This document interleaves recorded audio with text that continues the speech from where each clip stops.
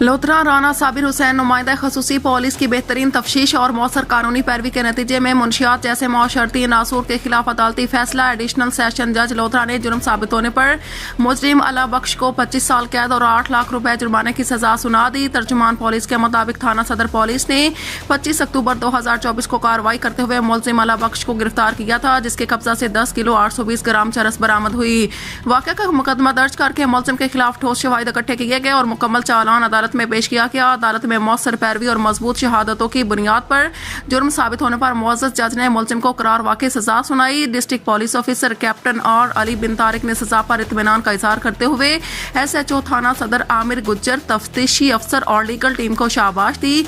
उन्होंने कहा कि पुलिस की पेशावराना तफ्तीश और कानूनी तकाज़े मुकम्मल करने के बाइस मुंशियात फरोशों के खिलाफ केसेस मुंतकी अंजाम तक पहुँच रहे हैं और ऐसे अनासर के खिलाफ बिला इम्तियाज कार्रवाइयाँ जारी रहेंगी।